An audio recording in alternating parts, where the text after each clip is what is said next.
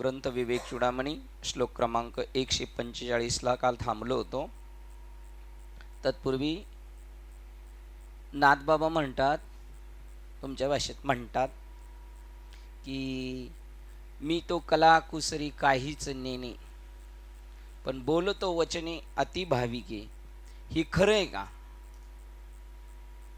त्यांना काही कळत नाही. हे खरं आहे का? मी तो कला कुसरी काहीच नेणे,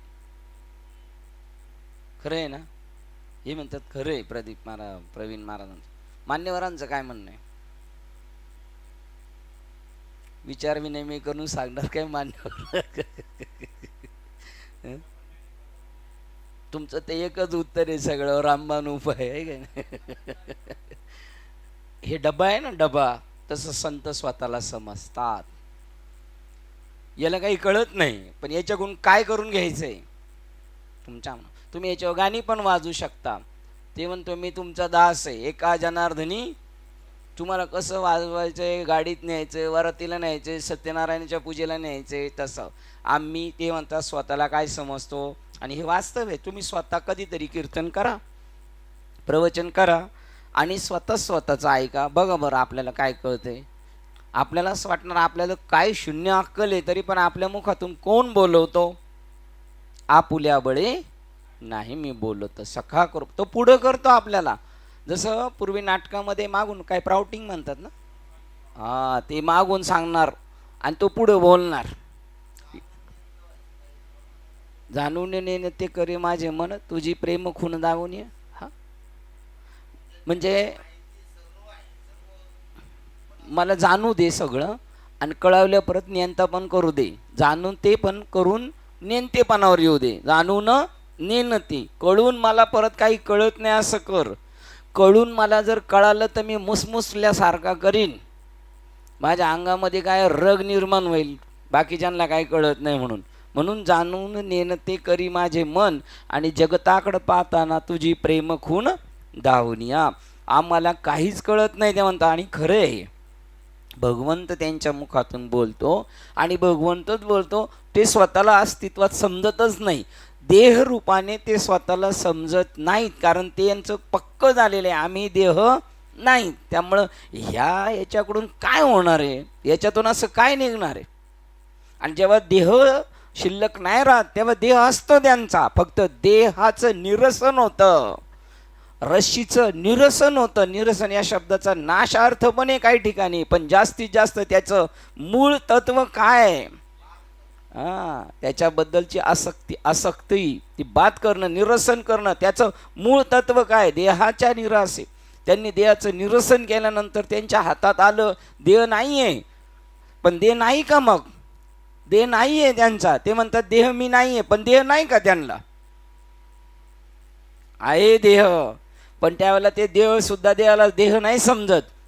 देह देवाचे मंदिर किंवा देह सुद्धा परमात्मा आहे. मग याचेने तीर्थ पवित्र होती. वेदाचे भांडार, उत्तमाचे सार, वेदाचे भांडार, याचेने तीर्थ पवित्र होती.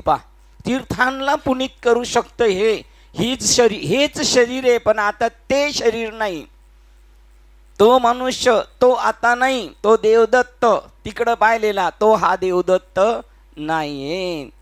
तो लय राजा होता ना, आता हा भिकारी झालाय. आता तो भिकारी होता, आता राजा झालाय. तो हा नाहीये, पण तोच आहे.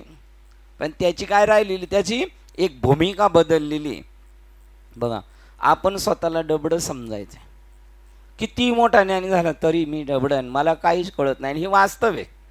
भगवंत आपल्या मुखातून बोलतो, भगवंत आपल्याकडून करून घेतो, त्याला जसं करायचंय त्याप्रमाणे.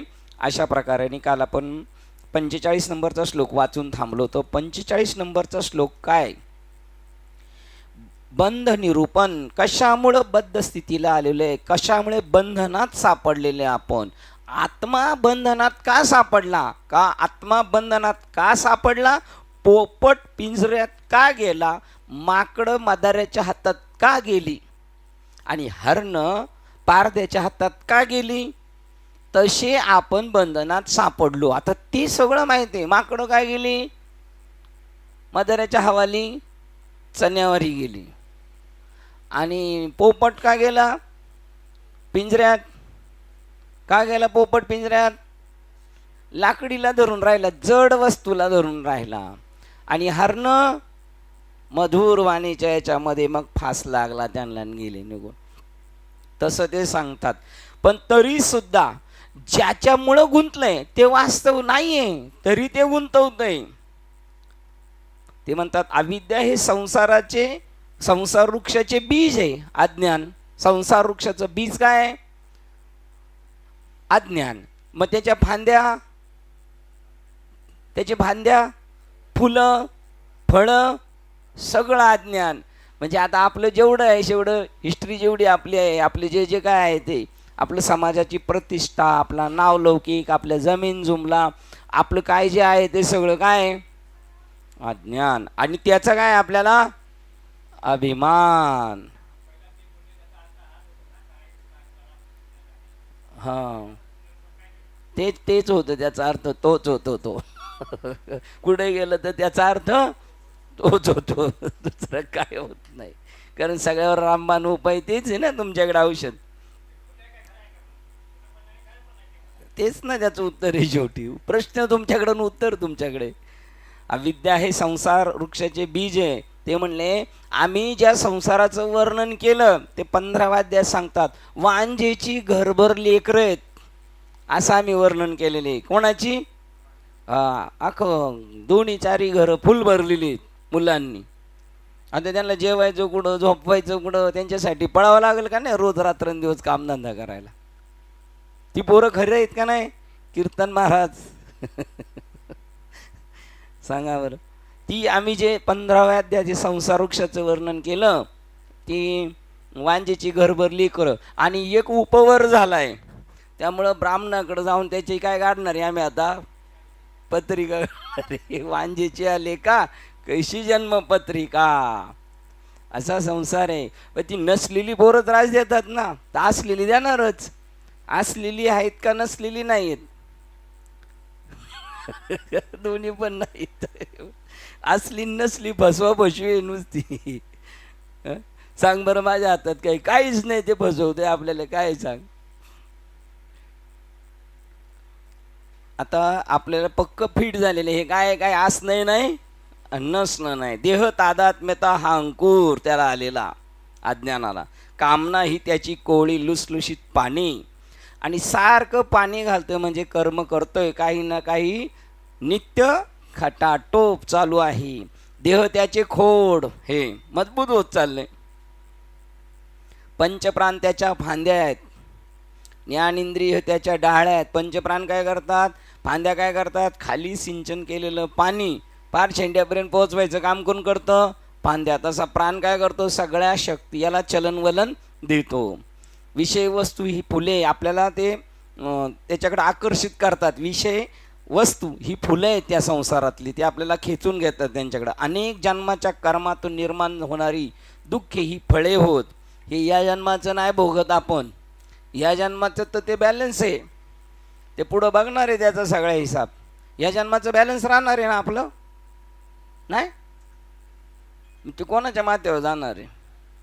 हां, खावे ल्यावे प्यावे आणि जमा खर्च तुमचे नावे. आपल्याकडं काय घ्यायचं नाही, आणि मागचं आपलं मात्र काही सोडायचं नाही, ते भोगून सारायचं आहे की नाही. अनेक कर्मातून निर्माण होणारी फळे ही मागची. केले कर्म झाले, आता जे करणार ते पुढे होणार होतं. आपण त्या याला गेलतो नेरूळला, तेव्हा ते एका ताईने प्रश्न केला, मग हे कर्म संपतच नाही म्हणजे आपले जन्ममरण संपणार नाही, मागचं आता भोगायचं ना आताचं, मग हे संपणार कधी? संपणार की नाही नवले साहेब? कधी संपणार? नाम घेतलं संपणार. हे एकदम एकदम बरोबर औषध सांगितलं तुम्ही. नाम घेतलं म्हणलं संपणार आहे का नाही? नाम घेतल्यानंतर अनुभूती येणार, मी देह नाही म्हणल्यानंतर कर्म नाही, देहच नाही, मग कर्म सुद्धा नाहीत येत त्याला, आहे की नाही. आणि ती फळे होत. आणि त्याचा उपभोग घेणारा व्यक्तिगत जीव हा वृक्षावर बसलेला पक्षी होय, आपल्या देहावर बसलेला.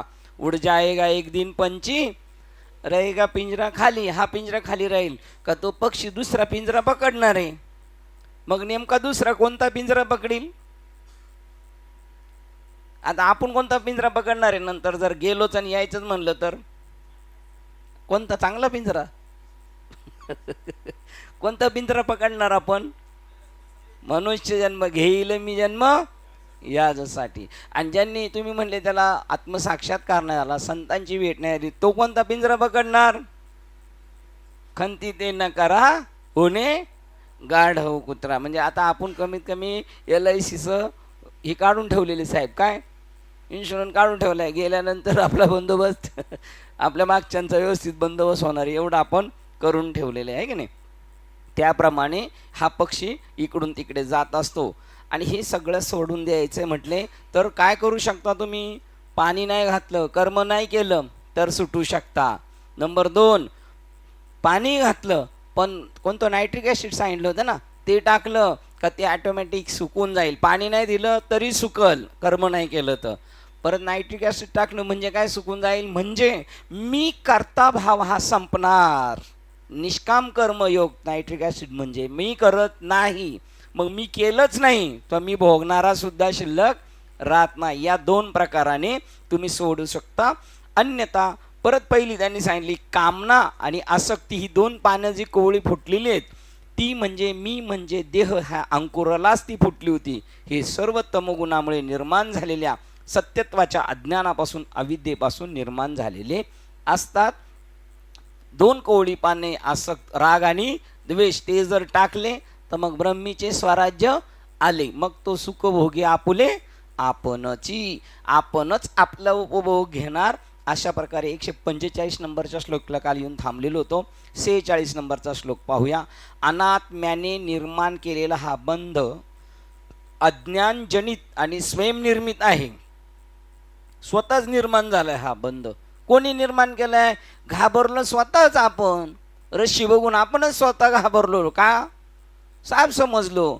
तो अज्ञान अनात्म्याने निर्माण केलेला बंध आहे. त्या रश्शीने निर्माण नाही केलेला आहे. रश्शीवर तुम्ही जी कल्पना केली, रश्शी म्हटली का मला साप समजा म्हणून? तुम्ही नाही, तुम्ही साप समजले त्यामुळे तो लगेच तिथं जिथं रश्शी पाहिली तिथंच त्याचा जन्म झाला. कोणाचा? सापाचा.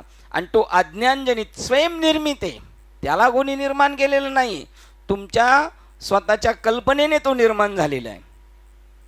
आणि तुम्ही स्वतःला काय समजताय? म्हणजे रश्शीवर साप निर्माण झाला. कधी? तुम्ही या देहाला आत्मा समजण्याऐवजी काय या शरीराला तुम्ही आत्मा समजले, अनात्म्याला, तिथंच निर्माण झाला तो. आणि परत आपण नेहमी बारकाईने म्हणतोय ही एक स्टेप आहे समजून सांगण्याची. जो गुंतलेला आहे त्याला बाजूला काढण्यासाठी. पुढे गेल्यानंतर त्याला हे काही टाकायचं नाही, याच्यातच राहायचं. कालच सांगितलं मौज घ्यायची, लीला आनंद लुटायचा. हा तुम्हाला काही एक कारावास नाही आहे, ही एक सुरुवात आहे. एक सुरुवात आहे का जग ही बंदीशाळा. पण ही कुठपर्यंत आहे बंदीशाळा? जोपर्यंत आसक्ती, कामना, द्वेष, मत्सर आहे तोपर्यंत. एकदा हे संपलं का मग तू का म्हणे आता खेळतो कौतुके, झाले तुझे सुख अंतर्बाह्य, अशा भूमिकेवर जाणार आहे तो. 2 पार्ट आहे त्याच्यामध्ये, अनादि आणि अनंत असे त्याचे वर्णन केलेले. कोणाचे? त्या बंधाचे, ज्याने आपल्याला गुंतवले त्याचं. तो अनादि आहे असं म्हटलं कारण त्या ज्या दिवशी तुम्ही पाहिलं त्या क्षणी तुम्हाला ते तसं वाटलेलं आहे. त्या बंधामुळे तो बंध जीव जन्म मृत्यू व्याधी तसेच जरा आदी दुःखांना प्रवाह निर्माण करीत असतो. तो स्वतःला जीव समजतो, मग त्याचा जन्म होतो, मग त्याचा मृत्यू होतो, मध्ये मध्ये त्याला आजारी पाडतो, त्याची जरा जीर्ण होऊन जाते. आत्म्यालाची जरा नाही, आत्म्याला जरा नाही, ती जीर्ण नाही होत ना, ते दुःखी नाही. पण तो स्वतः, आणि त्याला संसार म्हणतात. आगा उपजणे आणि निमणे हे साचचे जे मानणे तो जीवलोकू मी म्हणे संसार हन. मी त्याला जीवलोक म्हणतो. याने भगवान शंकर सांगतात, कृष्ण म्हणतात की तो ज्याला असं वाटलं जन्म आणि मृत्यू. आता आपल्या जन्म मृत्यू आहेत का? नाही. अनात्मा आत्मा आहे. बघा, अनात्मा आत्मा आहे. या विपरीत भावनेची दुःख ही कशी परिणित आहेत ह्या या श्लोकात स्पष्ट केले आहे. अनात्मा आत्मा समजलं, शरीराला आत्मा समजलं, अनात्म्याला आत्मा समजल्यानंतर कशी दुःखाची लाईन चालू होते. खांबाचे अज्ञान हेच ते भूत आहे हा भ्रम निर्माण करीत असते. आता कशी मालिका निर्माण होती दुःखाची हे सांगायला एकच मोठा दृष्टांत दिला. सांगे दृष्टांताची मात. खांब भूत आहे असं म्हणल्यावर काय होईल? भूत असल्यावर काय होईल? दुःखाची लाईनच लागेल. कुठं पळू, काय करू, काट्यात पडलो का वाघ मागला पळतच राहणार. तो आतून किती पळाला तरी घाबरा राहणार. कशाला? खांबाला काय समजला? भूत. तसा आत्म्याला देह समजला आणि देहाला आत्मा समजला. असा अनात्म्याला आत्मा समजल्यामुळे त्याचा असं घोळ होणार. आणि मग खांबाचे अज्ञान हेच ते भूत आहे हा भ्रम निर्माण करीत असते. सत्य तत्वाचे अज्ञानच केवळ मी हा देह आहे हे विपरीत भावना निर्माण करीत असते. आता आपल्याला ज्ञान झाले की नाही? मग ज्या वेळेला आपल्याला असं वाटेल मी देह आहे त्यावेळेला सत्यत्वाचं काय झालं? अज्ञान झालं. मी स्वतःला विसरलो आणि मी स्वतःला काय समजायला लागलो? देह. असं आपल्याला कमी वेळ वाटलं पाहिजे, पण आपल्याला असं जास्त वेळ वाटते मी देह आहे आणि मी आत्मा आहे असं आपल्याला कमी वेळ वाटतं. ते म्हणतात सत्यत्वाचे अज्ञानच केवळ. आपण जर मी म्हणायला लागलो का समजायचं ज्ञान सोडून याला गेलं. जेव्हा ज्ञान सोडून जातं जीवाला तेव्हा जीवाची अशी स्थिती होते. ज्ञानेश्वरी सांगते. मग तो भांबावला जातो. भांबावले जन म्हणती माझे माझे वाऊगेची ओझे वाहता ती. आणि मग मी देह आहे विपरीत भावना निर्माण करीत असते. हे बंधनाची कारणं आहेत आणि ती स्वतःच आपण गुंतवून घेतलेली. मुक्त होता परी बळे झाला बद्ध. अनात्मा हाच आत्मा हे विपरीत ज्ञान कसे व कोठून निर्माण होते? परिपूर्ण तत्व हे सापेक्ष केव्हा होते? व्यापक गोष्ट छोटी कशी होते? देश काळ सापेक्षतेच्या संदर्भात असे प्रश्न आपल्या मनात नेहमी निर्माण होतात. देशाचा संबंध येणार कशामुळे? अनात्म्यामुळे. काळाचा संबंध येणार. इसवी सन 76 साली हे घर बांधलं. काळ चालू झाला कशामुळे? अनात्म्यामुळे. त्या पोकळीवर लिहिता येईल का इसवी सन अमुक साली 70 साली बांधले घर म्हणून? त्याला नाही. मग उपाधीच्या दृष्टीने काळ आहे, उपाधीच्या दृष्टीने देश आहे आणि उपाधीच्या दृष्टीने परमात्मा वेगळा आहे. परतत्व असं वाटायला लागलं स्वतःचं तत्व. देश काळ सापेक्षने संदर्भात असे प्रश्न आपल्या मनात नेहमी निर्माण होत असतात. अविद्या ही स्वयंनिर्मित असते, ती कोणी निर्माण नाही केली. त्यांनी उदाहरण दिलं गुहा आहे. गुहा त्याच्यामध्ये काळोख असणारच, तिचंच नाव गुहा आहे. अविद्या ही स्वयंनिर्मित असते असे म्हटले जाते. ती काही अन्य कारणाने निर्माण होत नाही, ते त्याचं स्वभावच झालेला आहे त्याचा. गुहेत अंधार असणे हा गुहेचा धर्मच असतो. गुहेमधील अंधार हा त्या गुहेमुळेच निर्माण झालेला असतो. गुहा नसती तर अंधार नसता, शरीर नसतं तर मी देह वाटलं नसतं. त्याचा तो स्थायी स्वभाव आहे आणि तुम्हाला त्याच्याशी तिथं पुरुषार्थ करायचा आहे. आपल्याला तिथे टाईम खर्च करायचा आहे. तिथे टाईम जेव्हा तुम्ही खर्च करणार ना तेव्हा लौकिक गोष्टीकडं तुम्ही कमी पडणार. लौकिक गोष्टी तुमची प्रगती नाही आहे. लौकिक गोष्टीतली प्रगती होय. लौकिक गोष्टीतली प्रगती आहे मान्यवर, ती अधोगती आहे. पण ते कळत नाही माणसाला. हो, त्यावेळेला तो इकडे जेव्हा पळणार, आळंदीमध्ये मोठमोठे महात्मे राहतात, त्यांना पिशवी ठेवायला जागा नाही आहे. त्यांनी तेवढा वेळ त्याच्यासाठी खर्च केला आहे, तरी कोर्टातून निर्णय लागेलच म्हणून सांगता येत नाही तुम्ही तेवढा वेळ खर्च केला तर. आम्ही येता येता एक दिवशी पाहिलं, एक बाबा आहेत, त्यांचा मुलगा एक सामान्य काम करतोय, एकदम सामान्य काम. तर मी म्हणलं लोक म्हणतील बाबांनी काय केलं, बाबांनी काय केलं. बाबांनी तिकडं लक्ष दिल्यामुळे इकडं दुर्लक्ष झालं.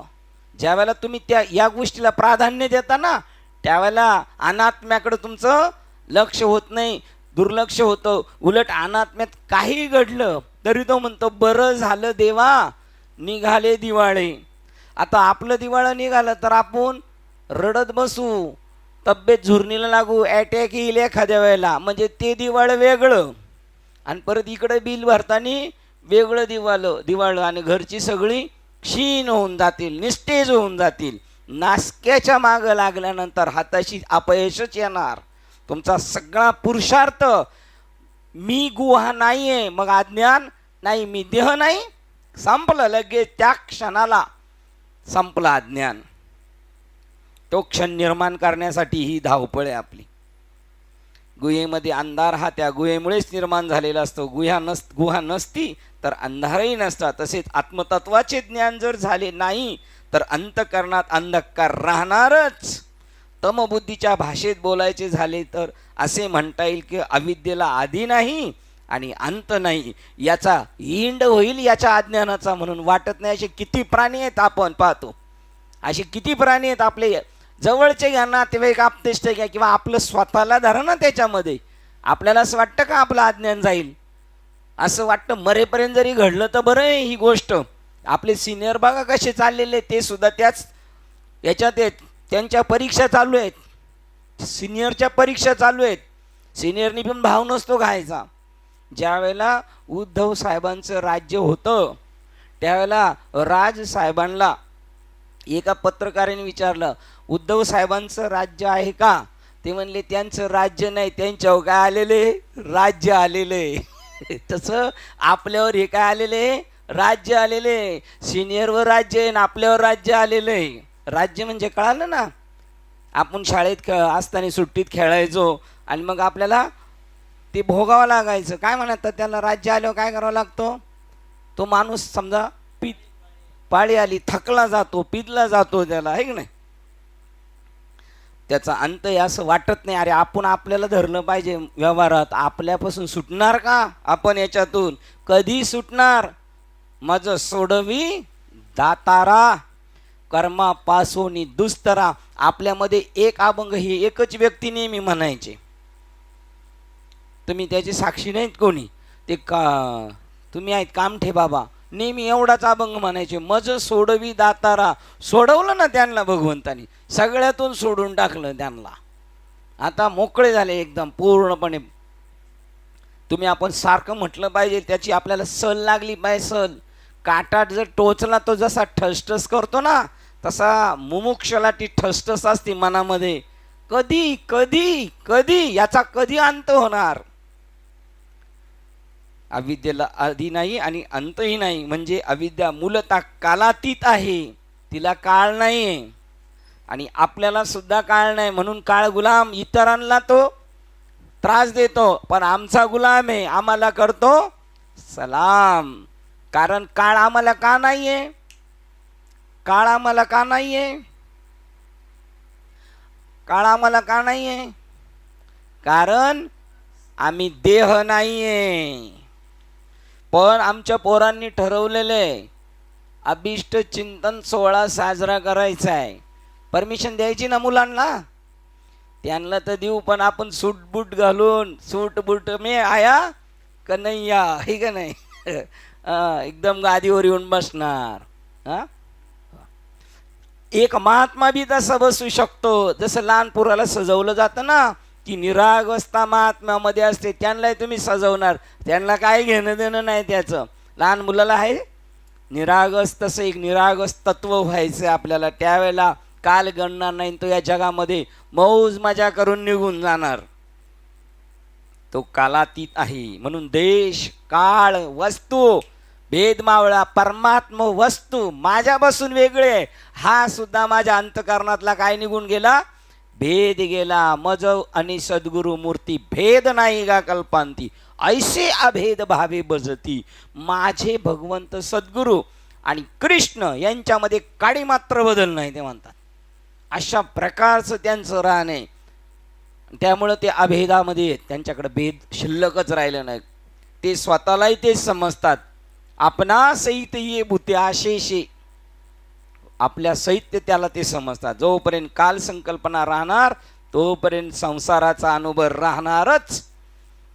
कारण काल देश, कारण काल हेच माध्यम आहे की ज्यातून संसाराची प्रतीती येते. असं होतं, आता असं होतं आम्ही, आता तसं होतं. ज्या क्षणी आपण काळाच्याही पलीकडे जाऊ त्या क्षणी संसाराचा शेवट होतो. म्हणजे कधी? मेल्यावर. काळाच्या पलीकडे कधी जाणार आपण? मेल्यावर जाणार, अगोदर जाणार नाही, आहे की नाही? आपण ते ठरवलेलं आहे. ज्या क्षणी आपण काळाच्या पलीकडे जाऊ त्या क्षणी संसाराचा शेवट. आदी आणि अंत हे फक्त कालाच्या माध्यमातच अर्थपूर्ण असतात. कारण का? काळ का नाही, देश का नाही, अरे सगळं अज्ञान आहे, त्याचं बीजच अज्ञान आहे. बीजच अज्ञानाचं लावलं तर बाकीचं सगळं काय अज्ञानच आहे. जन्माच्या मरणप्राय यातना, देहबुद्धीचे क्लेश, जरावस्थेची दुःखे, वार्धक्याची भीती, म्हातारपणाची भीती, व्याधीच्या व्यथा आणि मृत्यूमध्ये होणारा दुःख पर्यावसी शेवट, या सर्वांचे कारण अज्ञान, अविद्या, तत्परिणामी होणारे अनात्म्याशी तादात्म्य होय. या सगळ्या गोष्टी, वार्धक्य, भीती म्हातारपणाची, व्याधींची त्रास, जरावस्थीची दुखणी, क्लेश, देहबुद्धीचे क्लेश, हे कशामुळे सगळे अज्ञानामुळे. आणि ज्ञानात असल्यामुळे ते म्हणले कुत्ता जाणे चमडा जाणे. याचा अर्थ वेदना झाली नसेल का, झाली, पण ते वास्तव नाहीच आहे ना. त्याचे काय त्याला राहणार, त्याला जाणीव नाही राहणार. त्याला दुसऱ्या जनावराला कापलं तर आपल्याला कापल्यासारखं होतंय का, नाही, कारण आपल्या पक्क डोक्यात आहे दुसरं आहे माझ्यापासून. तसं याच्यापासून जेव्हा आपण वेगळे होऊ पाहणार, त्या बकऱ्याला कापताना आपण जसं बघतो तसं आपल्याला सुद्धा होणाऱ्या वेदना आपण पाहणार. परंतु त्याचा आणि आपला संबंध तुटलेला आहे. त्याचं नाव आहे धन्य जगी तोची एक हरी रंगी नाचे. त्याच्याशी संबंध. जर ही सर्व दुःखे नाहीशी करावायचे असतील तर त्याचे मूळ कारणच नाहीसे केले पाहिजे.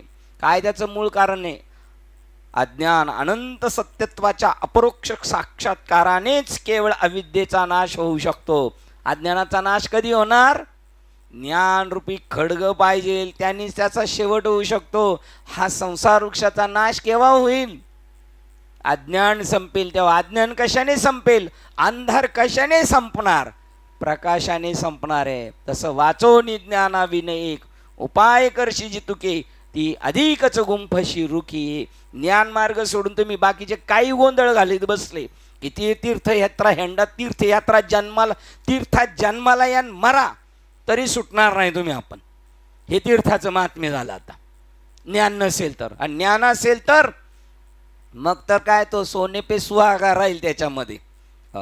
तुम्ही कोणतंही शास्त्र जरी वाचलं तरी अज्ञान जर असेल तर ते शास्त्र म्हणजे पोथ्या पुराण वाचून काय उपयोग आहे, त्या अर्थाविन पोथी वाचूनच काय ते बघा म्हणतात. हा श्लोक क्रमांक 46 संपला. आता 147 प्रकरणाचं नाव आहे. प्रकरण 39 क्रमांकाचं आत्मा अनात्म विवेक. प्रकरणाचं नाव आहे आत्म अनात्म विवेक. हा अनात्मबंध शस्त्रानी वा अस्त्रानी वा अग्नीने, वायूने वा कोट्यावधी कर्मांनी, बघा किती मोठे कर्म जरी असले तरी तोडता येणे शक्य नाही. चांगली कर्म केली, सत्कर्म केली तरी कशात केली, अज्ञानातच केली ना. अनात्म विवेकापासून निर्माण होणाऱ्या, बघा काय, कोणत्याही शस्त्राने, अस्त्राने, अग्नीने, वायूने किंवा कोट्यावधी कर्मांनी सुद्धा ते अज्ञान जाणार नाही. तोडता येणे शक्य नाही अज्ञानरूपी संसार. अनात्म विवेकापासून निर्माण होणाऱ्या मन आणि बुद्धीच्या चित्तशुद्धीने धार लावलेल्या आत्मज्ञानरूपी अशा एका आश्चर्यकारक तरवारीखेरीज कशानेही आपणास त्या बंधाचा, संसार वृक्षाचा नाश करता येणार नाही. बंधनाचा तोडू फासा कशाने, विवेकरूपी ज्ञानरूपी तलवारीने. आत्मा अनात्म विवेकापासून निर्माण होणार, हे तर महत्वाचं आहे. आत्मा मग मन बुद्धीच्या चित्तशुद्धीने मन बुद्धी अंतःकरण चतुष्ट संपन्न होणार, ते साह्यभूत होणार. त्यांनी धार लावल्यानंतर मिळालेल्या आत्मज्ञानरूपी एका आश्चर्यकारक तरवारीखेरीज कशाने आपणास त्या बंधाचा, संसार वृक्षाचा नाश करता येणारच नाही. ते बघा म्हणतात, संसाराची सर्व दुःखे हा आत्मा आणि अनात्मा, आत्मवस्तू आणि अनात्मवस्तू यात उडालेल्या गोंधळामुळे निर्माण होत असतात. ज्या संसारातली सगळी दुःख कशामुळे, आत्मा अनात्माचा विवेक नीट करता येत नाही, त्या गोंधळलेल्या परिस्थितीत दुःख निर्माण होतं. मला वाटतं तो लग्नातला गोंधळ याच्यासाठीच असेल. एकदा हा गोंधळ घालून घ्या आणि त्या गोंधळातून सुटा, त्याचा तो विचार करा. या दुःखाचा शेवट करण्याकरता हा गोंधळ संपुष्टात आला पाहिजे. या गोंधळालाच बंध म्हणतात. हा बंध आपणास कसा तोडता येईल, आपण त्याचा नाश करून त्याचा शेवट कसा करू शकू, प्रश्नचिन्ह. कसा करू? उत्तर, विनाश कशाने करू शकतो? पहिले सांगणार कशाने यांनी करू शकत नाही, पण त्याने करू शकतो असं सांगणार आहे. विनाश करणारी हत्यारं दोन प्रकारची असतात. एक शस्त्र धारण करणाऱ्याच्या हातातून एकदा सुटले की ते निशाणाला लागो अगर न लागो, जे परत येत नसते ते, ही एक पहिलं शस्त्र आहे. आणि एक दुसरं, जे निशाणाला लागल्यावर नेम धरून फेकलेल्या आजच्या क्षेपणास्त्रासारख्या परत येत असते. पहिल्या प्रकारच्या हत्यारास अस्त्र म्हणतात, तर दुसऱ्या शस्त्र म्हणतात. जे खलास करू नाही तर नाही करू, ते सुटलं का सुटलं, परत रिटर्न येत नाही. आणि दुसरं जे ते काम फत्ते करून परत रिटर्न येतं, त्याचं नाव काय? दुसऱ्याचं नाव शस्त्र आणि पहिल्याचं नाव अस्त्र. ज्याच्या साह्याने जगाचा नाश करता येणे शक्य आहे, पण या अज्ञानरूपी संसाराचा नाश करता येत नाही, अशी आज मानवास माहीत असणारी हीच दोन प्रकारची संहारक शस्त्रे होत. आत्मा आणि अनात्मा यातील गोंधळाचा, म्हणजेच मी देह आहे या कल्पनेचा, यापैकी कोणत्याही हत्याराने नाश करता येणार नाही. जगाचा नाश करू शकतात पण याचा नाही. ही दोन अस्त्रशस्त्र संपली. आता वायू आणि अग्नी ही विनाशकारक निसर्ग शक्ती आहे. जगाचा नाश होतो, जगाला नाश करणारे हे दोनच आहेत, पण हे अज्ञानाचा नाश नाही करत. वायू सोसाट्याचा वारा सुटला का कुठून कुठं घेऊन जाऊ शकतो आणि गायब करू शकतो, पण वायू सुद्धा याचा नाश करू शकत नाही. अग्नी हा विनाशक निसर्ग शक्ती आहे, परंतु वायू वस्तू वाळून टाकतो आणि त्या नाहीशा करतो, वाळून सुकून नाहीशा करतो, आणि अग्नीमुळे त्या जळून नाहीशा होतात. मी देह आहे या दृढ समजुतीला, म्हणजे अविद्येला शुष्कही करता येणार नाही व जाळून खाकही करता येणार नाही.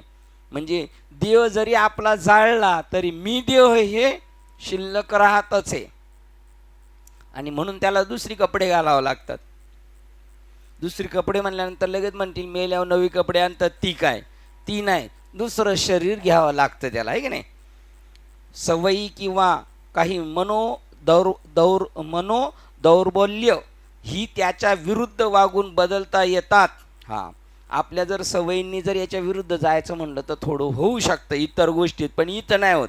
कर्म हे असे दुसरे हत्यार आहे की त्यायोगे मानवाला सवयी, तृप्ती, प्रेरणा इत्यादीचा नाश करता येतो. परंतु कोट्यावधी कर्मांनी अविद्येचा नाश करता येणार नाही. बाकीचं बदलू शकतो, पण याचा नाश करू शकत नाही कोणत्याही कर्मांनी, कोणत्या नियमाने. नियम केला आम्ही रोज सकाळी गंगेत स्नान करायचं, पोथ्या वाचायच्या, देवपूजा करायची, तर याने संपणार नाही असं सांगतात. याने नाही, याने नाही, याने संपणार आहे असं सांगणार आहे. अविद्येचा नाश करता येणार नाही. कोट्यावधी कर्मांनीही अविद्येचा नाश करता येणार नाही, कारण अविद्या हे सर्व कर्माचे आद्य कारण आहे. किती चांगली कर्म केली तर ती कशातली आहेत? अज्ञानातली. त्याचं बीजच अज्ञान आहे, तर तू अज्ञानाला कसं मारणार? ते उलट त्याला काय करणार? पोषक, परिपक्व करणार. तीर्थयात्रा, योगाधिक साधने, भजन कीर्तन यांनी दंभ वाढत चाललाय का दंभ संपत चाललाय?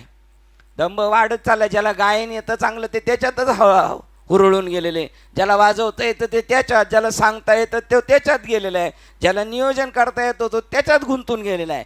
सुटायचे जेवढे उपाय केले तेवढे त्या पाशात गुंतत गेला. अधिकच रुखी ये त्या चिखलात गुंतत जातो मनुष्य. हा हा, यज्ञ यागे स्वर्ग भोग आडे येते बघा. तिकडं जायचं म्हणलं का तो तिकडं अजून गुंतला जातो. नित्यानित्य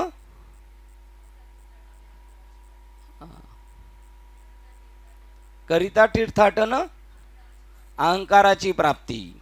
आम्ही एवढं केलं, आम्ही तेवढं केलं. उलट जोपर्यंत केलं नाही तोपर्यंत त्याला काही माहीत नसतं, पण केल्यावर तो दुसऱ्याला विचारतो, तू केलं का? मी केलंय. करायचं का नाही करायचं? ज्यावेळेला ज्ञान होईल ना त्यावेळेला केल्यानंतर तो वेगळा आनंद असणार. त्याच्या अगोदर फक्त फोटो काढण्याचा आनंद असणार आहे की नाही. नित्यानित्य ज्ञानी अभिमान होईल. नित्य आणि अनित्य याच्यातलं सुद्धा कळालं ना काही लोकांना, सारासार कळालंय. पण त्याच्यामध्ये आम्ही जसे ते नाही का हुशार शास्त्री बाबा एक आहेत, ते म्हणतात ही गाढव आहे त्यांना काय कळणार आहे, ही बैल आहे त्यांना काय कळणार आहे. बघा मग त्याच्यात काय झालं, यांना नाही कळणार पण यांना कळालेलं आहे. हा काय होईल, अहंकार वाढेल. जेवढा हुशार बाबा तेवढा अहंकार जास्त, जेवढे पैसे जास्त तेवढे भाव जास्त खाणार, जेवढी ताकद तेवढा लगेच आरे तुरे करायला मोकळा. त्याचंच नाव आहे नित्यानित्य अहंकार वाढतो. ज्ञानी अभिमान वाढतो ना. ज्ञान म्हणजे कोणतं, आत्मज्ञान नाही, हे ज्ञान, हे वरचं ज्ञान. ज्ञान झालं तर तो त्यांना बैल नाही म्हणणार, तो म्हणेल प्रभू तुम्ही महेशाच्या मूर्ती, मी दुबळा आणि तुम्ही तुम्ही महिषाचे मूर्ती असं म्हणणार का तो. काय म्हणत होते अजून, गाई म्हशी काय, मग तो सगळ्यांमध्ये तो सारखं पाहतो. हे धेनू, हे श्वान, एक गुरु हा एक नीच हा एक मोठा, असा तो भेद पाहत नाही जेव्हा ज्ञान होतं तेव्हा. बरोबर. हे श्वान ना तरी हे धेनू, हे श्वान, एक गुरु एक हीन, हे असो कैसे स्वप्न जागतया. हा झोपलेला आहे तो असंच म्हणणार आहे.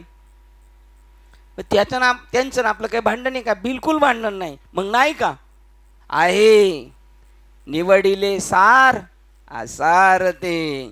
आम्ही मेलो, तुम्ही मेले म्हणून आम्हाला का मारता, आम्ही काहीतरी करा ना, आम्हाला काहीतरी द्या. साधू संतांनी आमच्यासाठी अट्टास केलेला आहे ते आमच्यापर्यंत पाठवा, फॉरवर्ड करा.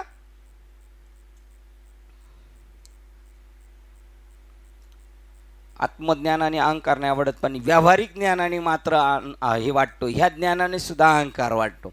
म्हणून नवल अहंकाराचे गोठी विशेष न लगे अज्ञानाच्या पाठी, सज्ञानाच्या झोंबे कंठी. सज्ञान म्हणजे आत्मज्ञानी काय, बिलकुल नाही.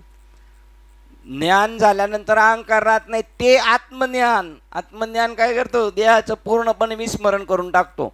त्याच्यासाठी या जगात एक आत्मा सोडून दुसरं काय राहत नाही, ते आत्मज्ञान आहे. हे अपरोक्ष ज्ञानी व्यक्तीबद्दल बोललेले आहे. त्याच्यानंतर विपरीत ज्ञानी लोकांबद्दल बोललेले, यथार्थ ज्ञानाबद्दल अज्ञान राहत नाही. यथार्थ ज्ञानाच्या ठिकाणी किती मोठी कोट्यावधी कर्मांनी अविद्येचा नाश करता येणार नाही, कारण अविद्या हे सर्व कर्माचे आद्य कारण आहे. होमाचे कारण कोण आहे, अज्ञान. अशा रीतीने कोणत्याही ज्ञात अशा संहारक शस्त्राने, अस्त्राने वा विनाशात परिणत होणाऱ्या निसर्गाच्या परिस्फोटक प्रतिक्रियेने वा कोट्यावधी चांगले अगर वाईट कर्मांनी अविद्येचा नाश करता येणार नाही. भूकंप झाला तरी याचा नाश नाही, सगळं जळून राख झाला अग्नीने तरी नाही, पूर्ण पावसाने भिजून गेलं तरी अज्ञानाचा नाश नाही होणार. संसारातल्या निसर्गातल्या परिस्फोटक प्रतिक्रियेने सुद्धा नाही होणार आणि शस्त्रास्त्रांनी सुद्धा नाही होणार. एवढी महान सहारक अस्त्र आहे ती सगळ्याचा नाश करतील, पण याचा नाही. कोट्यावधी चांगल्या अगर वाईट कर्मांनी अविद्येचा नाश करता येणार नाही. वाईटनी तर नाहीच, पण चांगल्यानी सुद्धा नाही. हीच तर सद्भावनावादाची नेमकी आशा भंग करणारी गोष्ट आहे. आपण म्हटलं असं केलं म्हणजे तिथपर्यंत जाऊ, अरे त्यांनी सुद्धा तुमचं होणार नाही. ते तुमच्या आशेचा भंग करणार आहे का, तुम्ही सत्याकडे नाही चाललेत. स्वर्गाला गेले ते नरकालाच गेल्यासारखेत. स्वर्ग नरक या वाटा चोरांच्या. ज्ञानी तया ते उपसर्ग हानी म्हणीजे. ज्ञानी माणूस म्हणतो अरा संपला, आता फसलो, वेगळ्या वळणाला गेलो. केवळ विद्वत्ता कधी पुरेशी पडत नाही. आता आले ज्ञान कधी केवळ पुरेशी पडत नाही. देव असा आहे, अतिशोक्ती होती ज्ञानी माणसाकडून. कशी तर एकनाथी भागवतात कोणत्या श्लोक अध्यायात लिहिले सांगता यायचं नाही आता लगेच. पण जन्मांधाप्रमाणे त्याच्याकडून प्रमाद घडत जातात ज्ञानी माणसाकडून. कोणत्या? विद्वत्ता असणारा.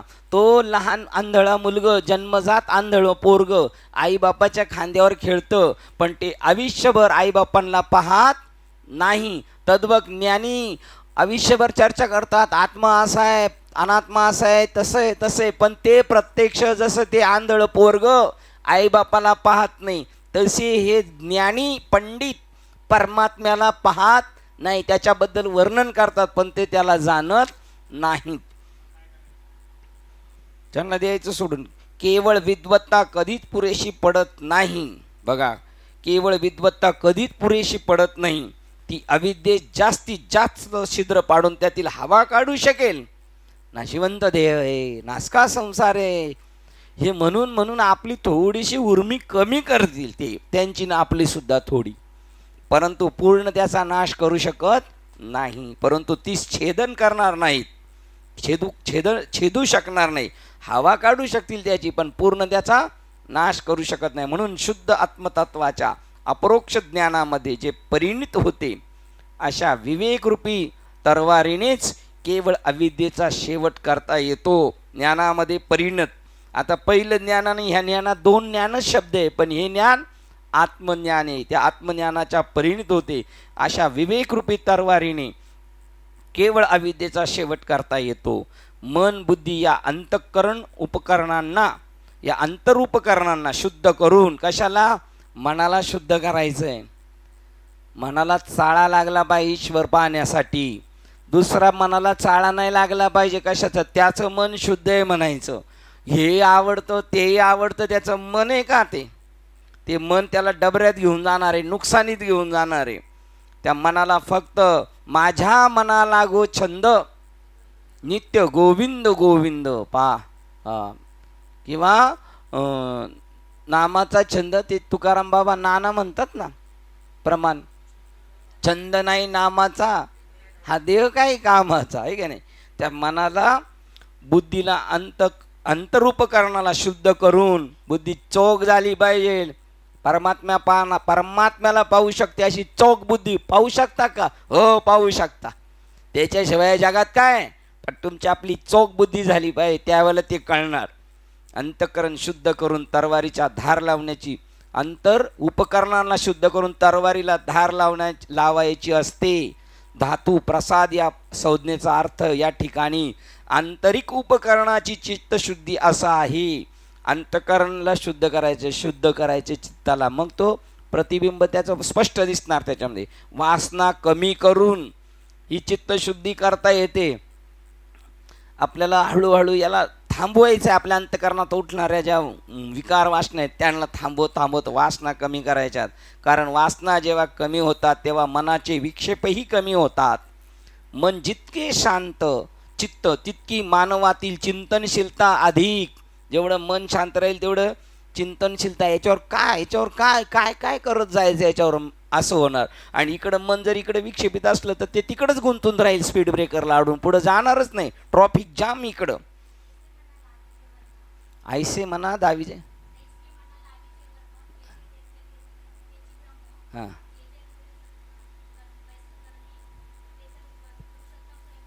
हां, आता एक एक टूक सांगा. जे जे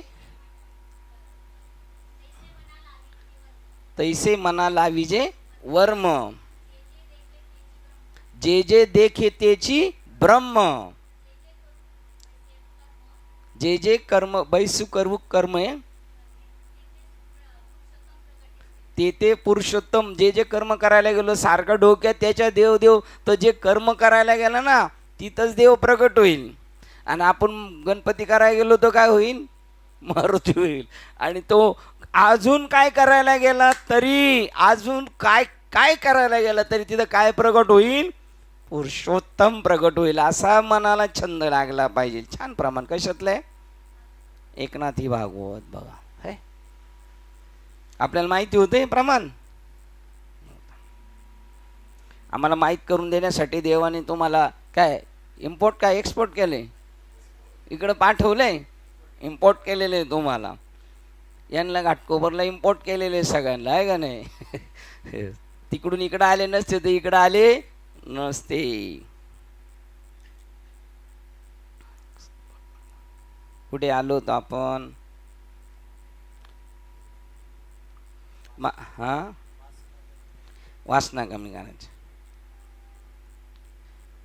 वासना जेव्हा कमी होतात तेव्हा मनाचे विक्षेप कमी होतात. मन जितके जास्त शांत चित्त तितकी मानवातील चिंतनशीलता अधिक विकसित झालेल्या चिंतनशीलतेनेच विवेक बुद्धीस धार येते. म्हणून एक एक वस्तू ड्रॉप करत जायची, गुंतत नाही जायचं. सुटल्यावर तर बिलकुल गुंतायचं नाही. आपला प्रपंच झाला ना, बस झाला. आता दुसऱ्याचा प्रपंच दुसरे करतील. पोरं सोरं बी आपली नाही, त्यांचं त्यांना करून द्यायचं ना. आपण इकडं काय करायचं? इकडं कुठं जातात साहेब घेऊन आपल्याला? आपले साहेब इकडं काय करायची, काय करायची ती? सारखं रिकामा अर्ध घडी. हो, आता तरी उघडी डोळे, जरी तुझं अध्यापन कडे गुंतला होता, गुंतवलं होतं, आता सुटला ना, आता परत नको गुंतू. मन जितके शांत विकसित झालेली चिंतनशीलतेने विवेक बुद्धीस धार येते. इथे बघा, इथे आपल्याला आल्यावर ग्रंथ लवकर समजतो. आम्ही सकाळी पण कधी येतो ना, घरातल्यापेक्षा इथं भयानक शांतता आहे. जेवढं मनात आपल्याला जेवढं विरळत, म्हणून एका तुका म्हणे आम्हा एकांताचा वास. हे कळलं पाहिजे आपल्याला. सोडतोय ना देव, सोडतोय. वय जसं होतं तशी जबाबदारी कमी करतो. पान पिकलं का ते झाडाला सोडून देतं, तसं आपण सोडून द्यायचं, परत चिटकून नाही बसायचं त्याला. या धार लावलेल्या तलवारीनेच केवळ आत्मवस्तू आणि अनात्मवस्तू यातील गोंधळ घालवता येतो. त्या आत्मज्ञानानेच घालवता येतो. 15व्या अध्यायातला 3 नंबरचा श्लोक वाचायचा, त्याच्यातून कळेल कशातून जाणार. अनात्म्याची संगत पूर्ण टाकायची, मग ज्ञान विकसित होणार. अनात्म जोपर्यंत दिसतंय ना, त्याच्याबद्दल रुची आहे, तो पण चित्त डळमळीत राहणार, मग आत्म्याकडे जाणार नाही. श्लोक क्रमांक, येण्याची सत्कर्मे अशेषी अज्ञान विरामे, जयाची आश्रम अहम विश्रामे आत्मस्वरूपी. त्याचा अहम त्याच्यामध्ये, येण्याची सत्कर्मे, या ज्या देवाकडे जायच्या वाटा आहेत ना, त्याला आता सत्कर्म म्हटलेले, तिकडं जाणाऱ्या वाटा. आणि त्याच्यामध्ये त्याचं ज्याच्यामुळे आपला अहम विरामतो ना, ते सत्कर्म. आणि जिथं अहम वाढतो ते सत्कर्म दिसलं तरी ते दुष्कर्म. आणि दुष्कर्मामध्ये सुद्धा जर तुमचा अहम जिरलेला असेल तर ते सत्कर्म आहे. ज्या कामातून, वाईट कामातून जर कशाचं चांगलं होत असेल समाजाचं, तर ते कर्म वाईट नाही आहे. रास झाला जगाचं, शिवाजी महाराजांनी कत्तलच केली ना, पण ती कत्तल नाही आहे, त्याच्यातून जगाचं कल्याण होत असतं. अशा काही गोष्टी आहेत, काही दिसायला वाईट आहेत, असायला नाहीत, आणि काही असायला चांगल्या आहेत, पण त्या पुरेपूर वाईट आहेत. सापाला दूध पाजल्यावर काय होणार आहे? त्याचं विषच होणार आहे. श्लोक क्रमांक 148 वाचतोय आपण. ज्याचा श्रुती प्रामाण्यावर दृढ निश्चय असतो त्याच्यासाठी ग्रंथ सतत वाचले पाहिजेत. ही म्हणजे आज आपली शंकराचार्यांशी संगत चालू आहे, ती आपल्या बाबांच्या कृपेने आपल्याला या ग्रंथापर्यंत आपल्याला पोचवलं त्यांनी. समजून घ्या, मी तुम्हाला दिलेला बोध आहे तो अनादी कालापासून आलेला आहे, त्याची उकल करून घ्या. या संसार जगामध्ये भटकू नका. या संसारात भटकणं, कीर्तन करणं सुद्धा भटकणे. भटकत कोण फिरे, मनमो काशी मन में मथुरा, भटकत कौन फिरे, हमारा तीर्थ कौन करे. असं तीर्थ कोण करेल आमचं? भटकत कोण फिरे. ज्याचा श्रुती प्रामाण्यावर दृढ निश्चय असतो आणि ज्याची स्वधर्मावर निष्ठा असते, त्याचीच केवळ चित्तशुद्धी होऊ शकते. सतत याच्यात गुंतलो पाहिजे, आपण याच्यात गुंतून घेतलं पाहिजे, मग आपलं चित्त शुद्ध होत जातं. आणि स्वधर्मावर निष्ठा, स्वधर्म म्हणजे काय? मी आत्मा आहे, मी आत्मा आहे, धर्मा माझी धर्म, स्वस्वरूपी राहणे हाच खरा धर्म आहे. आणि एक देहाचा धर्म आहे, त्या कुळात गेलाय तो, पण इथे आत्मस्वरूपावर आरूढ राहणे हा धर्म सांगितलेला आहे. त्याचीच केवळ चित्तशुद्धी होऊ शकते, आणि ज्याची चित्तशुद्धी झालेली असते तोच परमात्म्याची प्राप्ती करून घेऊ शकतो. त्या आत्मज्ञानामुळे संसार वृक्षाचा मूळ आणि फांद्यासकट नाश होऊ शकतो एका झटक्यात. चित्तशुद्ध तरी शत्रू होती मित्र, व्याघ्र न खाती सर्पताय. पण मी नेहमी उलट बोलतो. आपली चित्त शुद्ध झाली, रोज एकत्र बसलो तरी आपले शत्रू कोण झालेत? मित्र कोण झाले? शत्रू झाले. का? आपलं काय झालं? चित्त शुद्ध झाले अशी आपली फक्त भ्रामक कल्पना झालेली आहे. वास्तव्यापासून फरलांगाच्या अंतरावर आहेत आपण. आत्मज्ञानामुळे संसार वृक्षाचा मूळ आणि फांद्यासकट नाश होऊ शकतो. ज्याची बुद्धी उपनिषद तत्वज्ञानात चांगलीच मुरलेली असते. आपल्या बुद्धीला असं जसं तंबाखू खाणारा माणूस म्हणतो ना, मला बेचैन होतं, उचलू उचलू टाकतं, तसं आपल्याला झालं पाहिजे. नामचिंतन नाही केलं, ज्ञानेश्वरी नाही वाचली, आज आपल्या गुरूंच्या याचं प्रतिमेचं दर्शन नाही घेतलं, असं ज्याला नियम लागलेले आहे नित्य, त्याला तत्वज्ञानात चांगलीच त्याची बुद्धी मुरलेली असते. ज्याची बुद्धी उपनिषद तत्वज्ञानात, उपनिषद फक्त ज्ञानाची वाकखाणी करतात, ते फक्त तत्वज्ञानात चांगलीच मुरलेली असते. ज्याचे मन श्रुती ग्रंथातील सत्यतत्वाशी एकनिष्ठपणे एकाग्र झालेले आहे. ग्रंथ आपली सगळ्यांची तशी झालेली आहे. आपण लगेच आलं कट्टाचे होतोय. बाहेरचा सगळा गोंधळ एका झटक्यात आत आल्यावर आपल्या बाहेर जातो निघून, आणि लगेच आपण ग्रंथाशी मॅच होऊन जातो, एक रूप होऊन जातो. असं आपण इथे होतोय, बाहेर का नाही होत? बाहेर ती दलदल जास्त आहे, तो चिखल जास्त आहे. आपली बुद्धी तशी झालेली आहे, आपल्यावर बाबांची तशी यथार्थ कृपा झालेली आहे. फक्त आता आपल्याला स्वतः पुरुषार्थ करायचा आहे आणि जीवनातला आनंद घ्यायचा आहे. लॉस आपलं काहीच नाही. नाम घेता वाया गेला, ऐसा कोणी ऐकला तो वाया जाणार नाही. पण वाया नाही गेला याचा अर्थ काय? पुरा बी झाला पाहिजे, आहे तिथंच नाही राहिला पाहिजे. तो आपण कधी कधी एखाद्या म्हणतो माळ घातली ना त्यांनी, कमीत कमी काढली तरी नाही पाहिजे. म्हणजे माळ घातली म्हणजे तो परिपक्व झाला का? उत्तरवरच्या वर्गात गेला पाहिजे तो. ज्याची बुद्धी उपनिषद तत्वज्ञानात चांगलीच मुरलेली असते, ज्याचे मन श्रुती ग्रंथातील सत्य तत्वाशी एकनिष्ठपणे एकाग्र झालेले असते. तुम्ही स्वतः अनुभव घेतलेले असाल. कधी ज्यावेळेला आतून आपल्याला असं वाटतं एखाद्या ग्रंथाचं वाचन करावं, काय हातात घेतल्याबरोबर आपल्या अंतःकरणात एक वेगळी कंपन जाणीव होतात.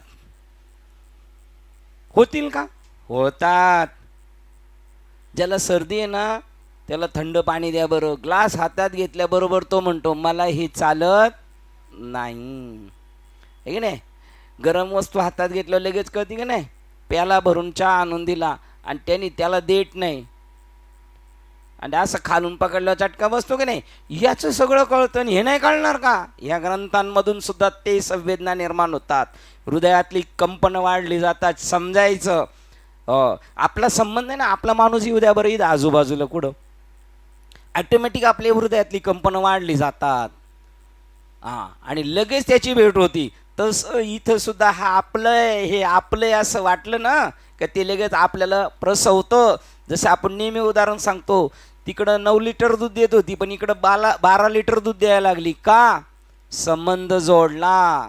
तसा यांच्याशी संबंध जोडावा लागतो आपल्याला. मग एकनिष्ठपणे एकाग्र झालेली आहे अशा मानवासच केवळ स्वधर्माच्या निरुंद मार्गावरून स्थैर्याने मार्गक्रमण करणे शक्य असते. हा रस्ता कसा आहे? निरुंद म्हणजेच अरुंद, छोटा. जशी आपण पाहिलं ना डोंबऱ्याची पोरगी कशी चालते त्या रश्शीवर, तसा हा मार्ग आहे. आणि ती चालते रश्शीवर, पण एक गोष्ट बरोबर घेते बॅलन्स पकडण्यासाठी. काय? चांगला लांब बांबू घेते का नाही? तसं आपल्याला बाबांनी दिलेले लांब बांबू, गगनाऊनी वाढ नाम आहे. तो बांबू जर व्यवस्थित पकडला का त्या तारेवरून यथा सांग आपला प्रवास होणार. आणि आता आपण त्याच तारेवरची कसरत करतोय.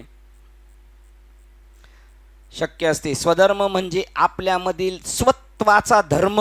स्वधर्म म्हणजे आपल्यामधील स्वत्वाचा धर्म, आणि त्या स्वत्वाचा धर्म विसरलेला आहे माणूस. ज्ञाने नासी आले, बुद्धिभेदासी आले, परिज्ञाने विननासिले. बघा, बुद्धिभेदासी आले आणि कल्पू लागले, काहीतरी वेगळं आहे तिथं. तेनेची कल्पिले अनेकत्व, काहीतरी राहतं आपल्याकडून. छत्री राहते की नाही आपल्याकडून नेहमी, ठीक आहे नाही.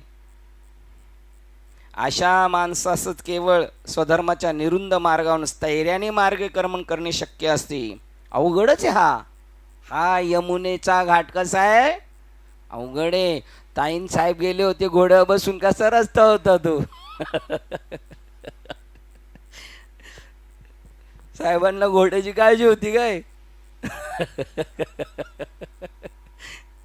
साहेब म्हणजे घोड्यावर बसून खाली बघितलं, त्यांनी इकडं बघायचंच नाही सांगितलं, इकडं बघायचं.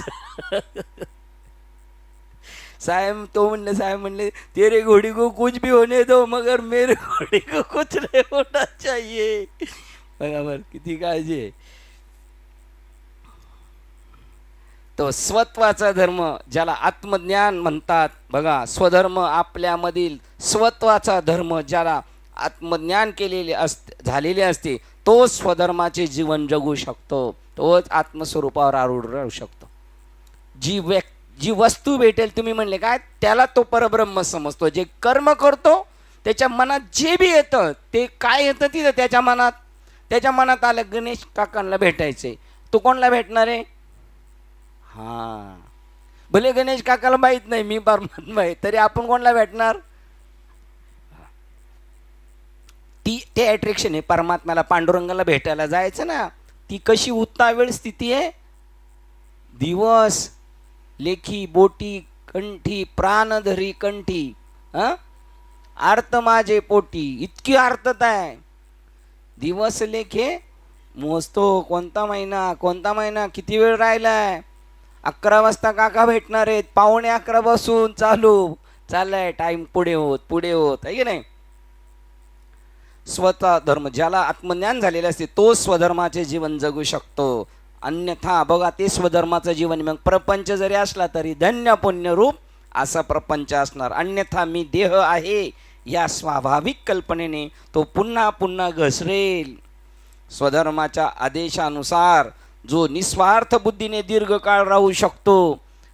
शेवाळ्याच्या तिथे गेलेल्या पाण्याच्या तिथं आपण एकमेकाला खबरदारी करतो की नाही.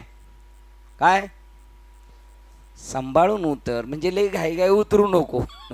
सांभाळून उतरला तर पायरीने जाशील, आणि घाई गेला तर पायरी खाली जाशील. तेव्हा जास्त घाई करू नको. असे संत आपल्याला सांभाळून जायला सांगतात. सावकाश जायला तर लागणार, आता तिथून पर्यायच नाही आपल्याला. त्याच्यात पडलोय ना, आता पडलोय का पाडले आपल्याला. आपण पडलो का पाडले आपल्याला. स्वधर्माच्या आदेशानुसार. असं ना, तुम्ही बरोबर सांगितलं, पाडले म्हणतात. तुम्हाला पडायचंय का. तुम्हाला पाडणार आहेत. स्वधर्माच्या आदेशानुसार जो निस्वार्थ बुद्धीने दीर्घ काळ राहू शकतो. कशा पद्धतीने, निस्वार्थ. याच्यातून मला काय भेटेल, बस काहीच नाही मला भेटणार. हां, बस देवाला आनंद होतो म्हणून मी भेटतोय, बस असा भाव. हे मी कशासाठी करतोय, देवाला आनंद होतो. देवाला म्हणजे कोणाला आनंद होतो, आपल्यालाच आनंद होतो. त्याचीच निस्वार्थ बुद्धीने काळ राहू शकतो. त्याचीच मन आणि बुद्धी अधिक शुद्ध, म्हणजे अधिक शांत चित्त आणि समाधानी होते. शुद्ध बुद्धी म्हणजे काय, शांत समाधानी, हाव नाही. जेव्हा एखादा जीवनात निष्ठेने, म्हणजे अहंकार आणि अहम केंद्रित कर्माचा त्याग करून कर्म करतो, जाणीवपूर्वक निष्ठेने, मला याच्याशी संबंध ठेवायचा नाही. जेव्हा एखादा जीवनात निष्ठेने, म्हणजे अहंकार आणि अहम केंद्रित कामनांचा त्याग करून कर्म करतो, कर्म तर करावंच लागेल, पण अपेक्षा रहित निरपेक्ष भावनेने, तेव्हा त्याच्या शिल्लक वासना नाहीशा होतात. शिल्लक राहणार, पण त्याचा काय होणार, इंड होणार. आपोआप अर्ध जळालं मैत मढ का निघून जातात, का पुरं जळस तोपर्यंत थांबतात. शिंदे तुम्ही लय पोहोचवतेत.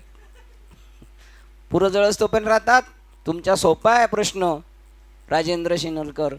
अर्ध जळाले हो ना, का लागल्या लगेच आग. कारण एकदा पेटवलं म्हणजे ते जळणारच आहे. तसं इथं ते म्हणतात अधिक वासना त्याच्या ज्या पाहिल्या होत्या शिल्लक त्याही जळून जाणार, शिल्लक राहणार नाही. वासनेचे बीज जळून जाईल आणि नवीन वासना निर्माण होत नाहीत. वासना नाही म्हणजे मनाचा प्रक्षोभ नाहीत, मनात प्रक्षोभ नाहीत. मन शांत आणि निश्चल होते. शांत चित्त हेच शुद्ध चित्त असते. बघा, शांत चित्त हे शुद्ध चित्त असते. शुद्ध चित्ताला केवळ परमात्म्याची अनुभूती होऊ शकते, केवळ दुसरी कशाचीच नाही, परमात्म्याचीच अनुभूती येणार. शुद्ध चित्ताला केवळ परमात्म्याची अनुभूती होऊ शकते. विक्षेपित मन सत्यत्वाचे आकलन करू शकत नाही. त्याच्या मनासारखी दरसोड चालली तो काय करू शकतो? नाही करू शकत. श्रुती ग्रंथाचे नित्य दैनंदिन तळमळीने केलेले वाचन. कसे वाचन करायचे? दैनंदिन. आणि अजून कसे? तळमळीने. आणि त्यावर केलेले चिंतन तळमळीने. दैनंदिन वाचन आणि तळमळीने, दैनंदिन तळमळीने केलेले वाचन आणि त्यावर केलेले चिंतन. कधी? त्याच दिवशी का रविवारी? त्याच दिवशी. चिंतन केल्यामुळे निस्वार्थी आणि निष्ठापूर्वक कर्म करण्यास सहाय्य होत असते. रवंत करायला पाहिजे ना म्हशीनी खाल्ल्यानंतर, त्यामुळे मग रक्त तयार होणार त्याच्यातून. तसं त्याच्यातून निष्ठापूर्वक सहाय्य कर्म करायला सहाय्यभूत होते ती बुद्धी, आणि त्यामुळे मन प्रशांत होण्यास मदत होते. नंतर त्याचा अनिवार्य परिणाम म्हणून सत्यत्वाची अनुभूती ही साधकाच्या अंतःकरणात भरून ओसंडत असते. उचंबळे गोरस सांडे बाहेरी. बळच सांगणार त्यांना, कोणाची ऐकायची इच्छा नसली. असं बरं का, देवाचं असतं बरं का, देव तसं असतं, त्याची इच्छा नसली तरी तो सांगत राहणार त्याला. त्याचं नाव आहे उचंबळे गोरस सांडे बाहेरी. परमात्म्याची अनुभूती ही काही, आता आपलं बी उचंबळतंय काय, ताक. आपलं ताक सांडते खाली सारखं, ओव्हरफुल झालेलं आहे. ओव्हरफुल जायचं, हॉटेलमध्ये गेलो इतकं खायचं किती ओव्हरफुल तोपर्यंत. आणि मग ओव्हरफुल झालेलं परत जिरवायला दुसरं लिक्विड घ्यायचं आहे की नाही. परमात्म्याची अनुभूती काही साधनेची परिणती नव्हे अशी नेहमी समजले जाते. साधनेने परमात्मा नाही प्राप्त होत. मी स्वतः सिद्ध असता का निमावे साधनावरी, तया उमपा मापका घालावे, मज अव्यक्ता व्यक्त का मानावे, सिद्ध असता का निमावे साधनावर. साधनं करून करून मेली, निमाले, परंतु ईश्वर नाही भेटला. मग साधनं काय करतात? साधनं फक्त नको असलेल्या गोष्टीला बाजूला करतात, आणि परमात्मा दगडातला देव जसा आपोआप बाहेर पडतो फक्त नको असलेला त्याच्यावर आवरण काढतात. परमात्म्याची अनुभूती काही साधनेची परिणती नव्हे अशी नेहमी समजल्या ते. साधनेने फक्त चित्तशुद्धी होते, आणि शुद्ध चित्तातच परमात्म्याची ओळख ही अटळ असते. दिव्य दृष्टी प्राप्त होताच अहंकार नाहीसा होतो. कळालं ना मी ब्रह्म आहे, त्यावेळेला मी देह राहील का शिल्लक? नाही राहणार. वेदांत म्हणजे यथार्थ ज्ञान, विपरीत ज्ञान नाही. रश्शीचं रश्शीच आत्म्याचं ज्ञान देतं, त्याचं नाव वेदांत. बाष्कळ चर्चान बडबड करणं त्याला वेदांत म्हणतात सध्या, त्याला वेदांत सध्या लोक म्हणतात. पण आत्म्याची अनुभूती आहे ना, म्हणजे वेदांत आहे. यथार्थ ज्ञान, आत्म्याचं प्रत्यक्ष दर्शन, तो हारे श्रीहरी पाहिला डोळे भरी. शुद्ध चित्तानेच श्रुती ग्रंथातील विचाराचे आणि सद्गुरूच्या उपदेशाचे यथार्थ आकलन होऊ शकते. बाबांनी जरी उपदेश केला पण अंतःकरण निर्मळ असेल तरच फळ देणार.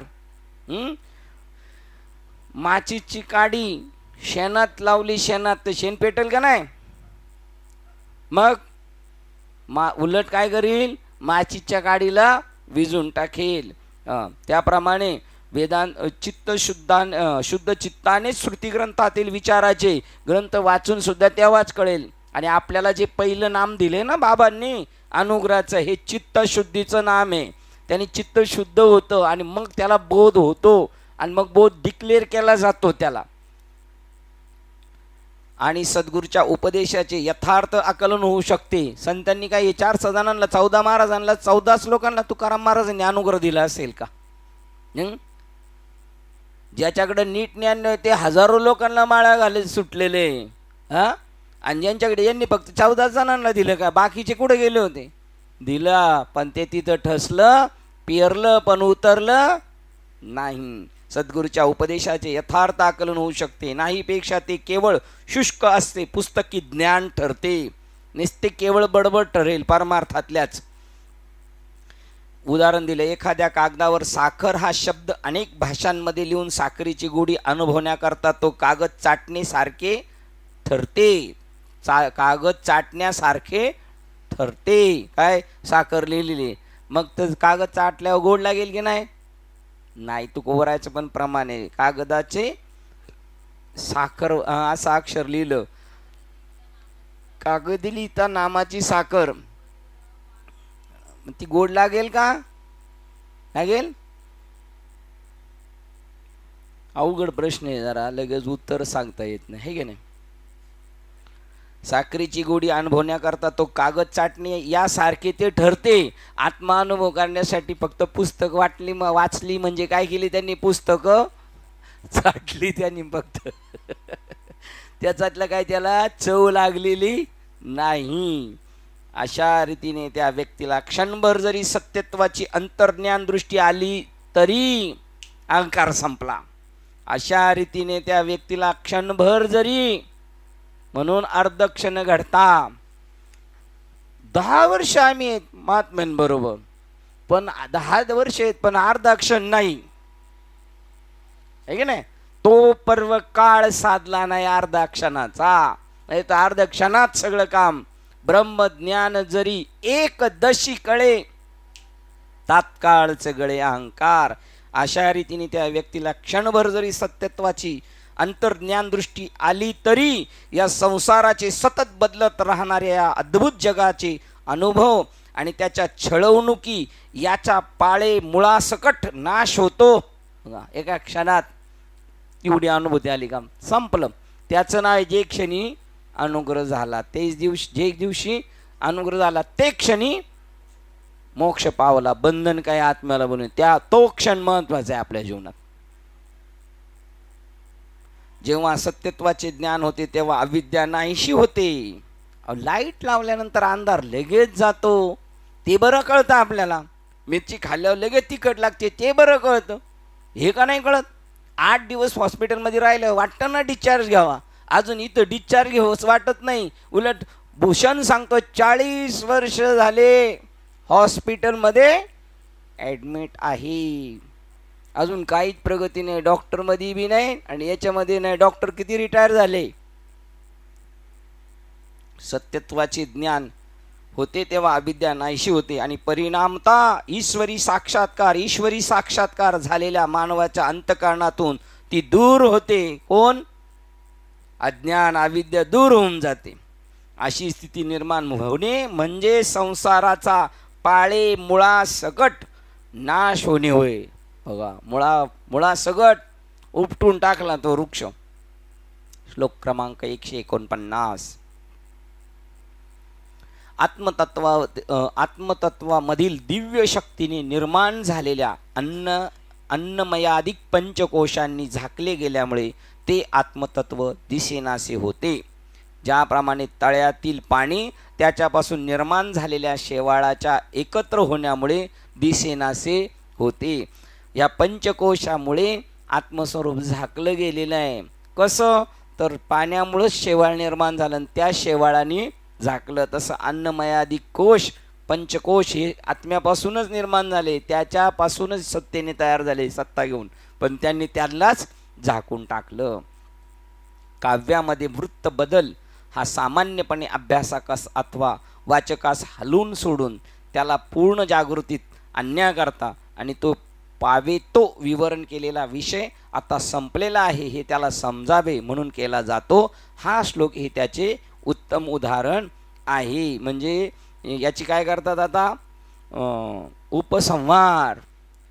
आत्मतत्वावर पंचकोशाचे आवरण असते आणि म्हणून त्या क्षणी त्याची आपणा सहज प्रतीती येत नसते. का आत्मस्वरूपाची? तर आपल्या ह्या अन्नमय कोशावर प्राणमय मनोमय याच्यामध्ये आपण गुंतल्यामुळे त्याचं स्मरण विसरलो. हे 5 कोश असे अन्नमय, प्राणमय, मनोमय, विज्ञानमय आणि आनंदमय कोश ते बाह्यता आत्म्याला प्रत्यक्ष प्रतीतीपासून आवृत्त करतात.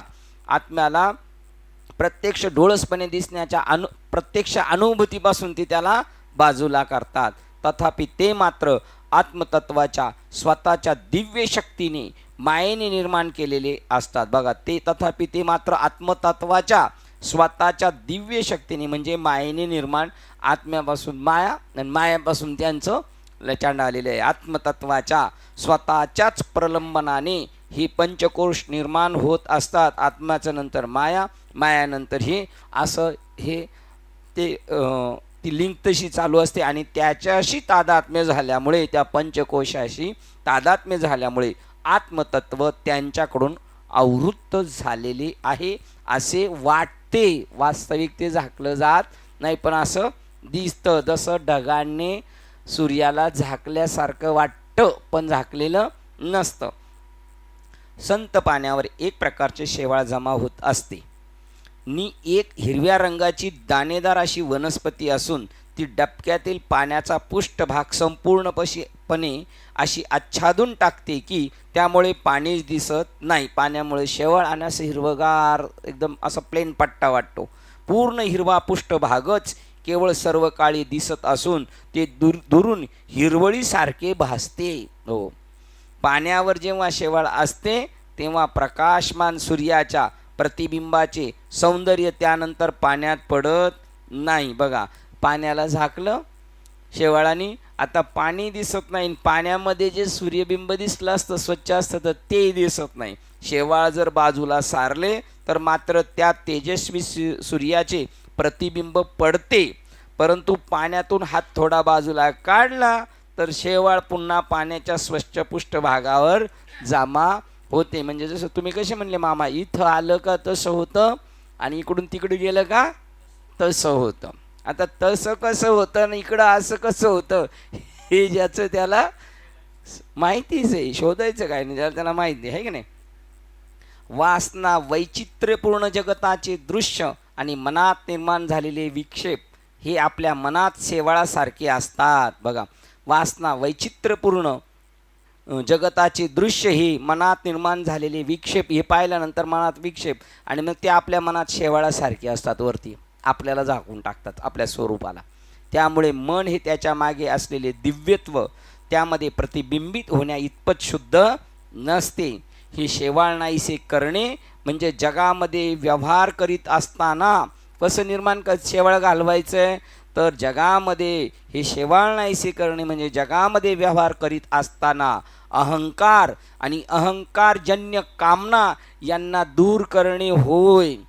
जर आपल्याला आपलं स्वरूप पाहायचं असेल तर आपल्याला प्रत्येक क्षणाला आपला देहांकार आणि त्या देहाच्या सापेक्ष असणारी कर्म, याच्यापासून मला हे त्याच्यापासून ते, हे 2 गोष्टी ड्रॉप केल्या तर आत्मस्वरूप लगेच तिथं प्रगट होईल. दृश्य, भावना, विचार यांच्याकडे धाव घेणारे मन, या दृश्याकडं पाहिलं दृश्य मग लगेच भावना आणि मग लगेच विचार, प्लॅन सक्सेस करायचा कसा ते, त्याच्याकडे धाव घेणारे मन सत्यत्वाच्या चिंतनाकडे वळवावे. तिकडं जाणारं मन मागे आणायचंय. हे शेवाळ यत्किंचित जरी मनातून दूर केले थोडं तरी नित्य असणारे चैतन्य तत्व मनातील दिव्य विचारांच्या निर्मळ पाण्यामध्ये प्रतिबिंबित होऊ शकते. थोडं बाजूला झालं तर लगेच, आणि थोडं वाटलं का त्याची गोडी लागली का मग चाळा लागतो तिकडे पळण्याचा. लहान मुले धावत जाऊन हिरवळी, बघा कोण जाऊन फसणार त्याच्यामध्ये गार्डन म्हणून, त्या शेवाळाला गार्डन कोण समजणार? लहान मुले. आता आपण कशी मुले आहेत? मोठी मुले आहेत, आपण त्या हिरवळीला फसणार नाही. लहान मुले धावत जाऊन हिरवळीप्रमाणे दिसणाऱ्या दाट शेवाळात पडण्याचा, त्यात गुदमरून जाऊन मारण्याचा संभव असतो. कोणाचा? लहान मुलाचा. आपण गुदमरणार नाही ना, आपण पडणार नाही का? पडलेलो आहे. परंतु बुद्धिमान माणूस ते पाणी आच्छादलेले आहे हे ओळखून पाण्यामध्ये पडण्याकरता तेथपर्यंत आधी जाणारच नाही तिकडं. त्याला कळालेले.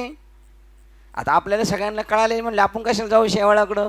आपण शेवाळाकडं नाही जाणार, पण शेवाळाचा जो दृष्टांत दिलाय त्याच्याकडं, सिद्धांताकडं नक्कीच जाऊ आपण, आहे की नाही.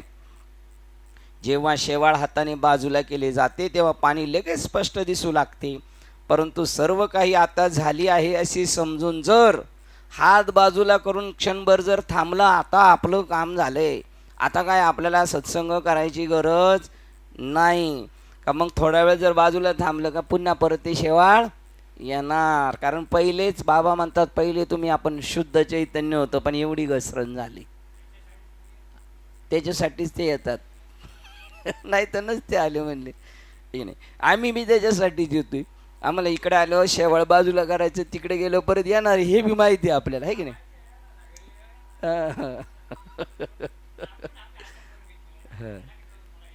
हे कोण आहे, तुम्हीच सांगितलं होतं आम्हाला करा.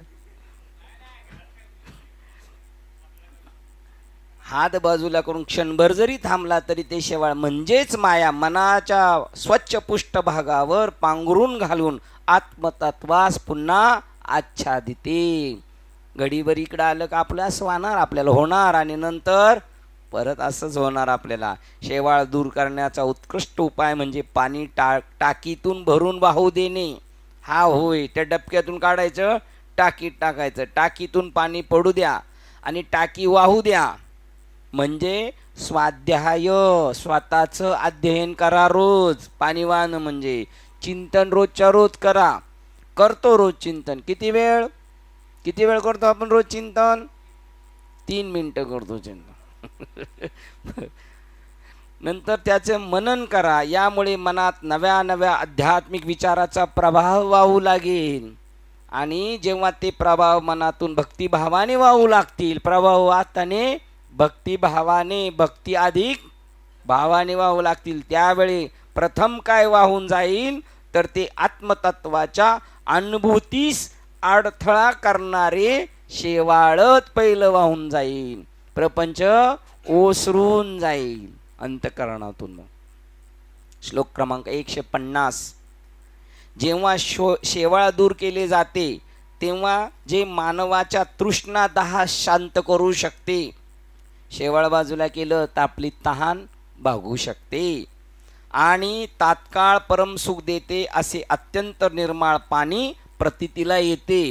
आत्म्याची भेट झाली, ही शेवाळ प्रपंच बाजूला केला का आत्म्याची भेट झाली का मन शांत होऊन जातो आत्मा, आणि मग त्याला परम सुख आनंद होतो. जेव्हा शेवाळ दूर केले जाते तेव्हा शुद्ध आणि निर्मळ पाणी दिसू शकते.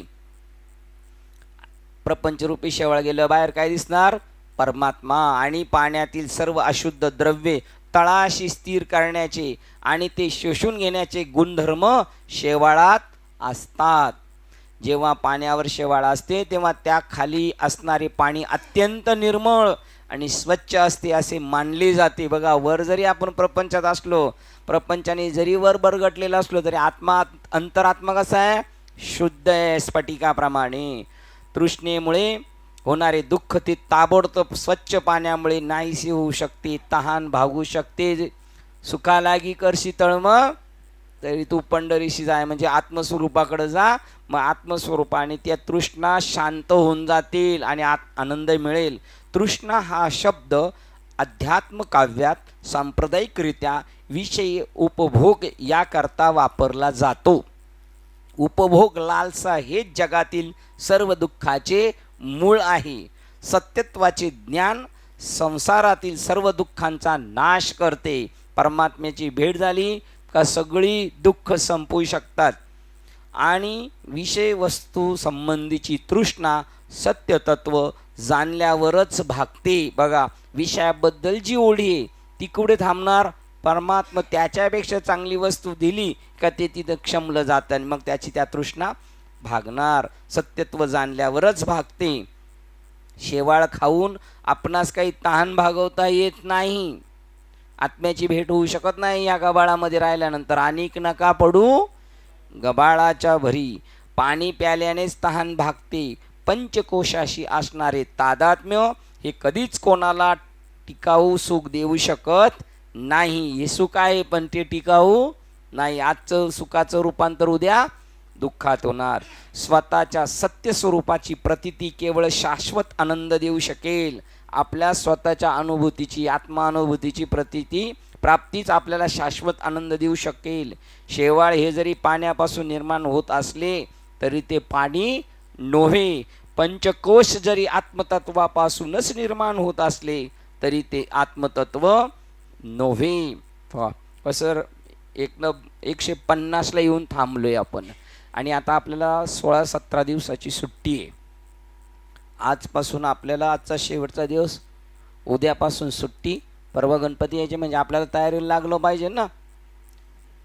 यायला तरी लागली पाहिजे तयारीला. हे जायची तयारी करायला लागलेली तिकडं जायची तयारी करायला लागली.